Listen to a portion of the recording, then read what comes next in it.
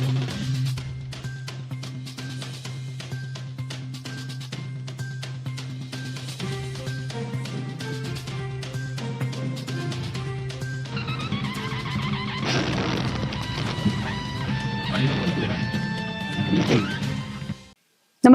आपण पाहता हिरकणी न्यूज.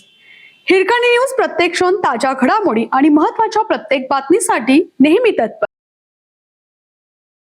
पंचगंगा घाटावरील शिलालेखातून उलगडला 18व्या शतकातील इतिहास.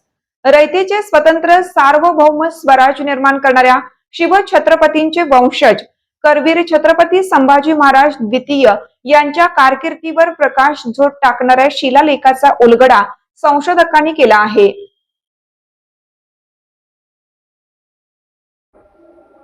इसवी सनच्या 18व्या शतकातील 12 ओळींचा देवनागरी लिपीत हा शिलालेख असून अनेक वर्ष ऊन वारा पावसामुळे त्याच्यावर वातावरणाचा परिणाम झाला असून लेखातील काही अक्षरे पूर्णपणे पुसट झाली आहेत तर काही अक्षरे तुटली आहेत.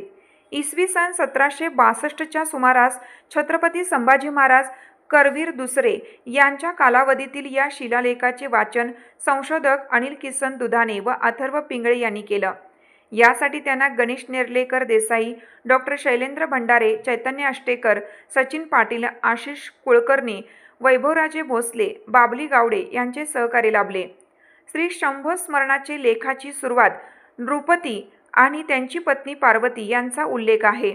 पार्वती या शिंदे घराण्यात जन्मलेल्या सद्गुणी पतिव्रतानी दोन्ही कुळांचा मान वाढवणाऱ्या स्त्री होत्या असे वर्णन आहे.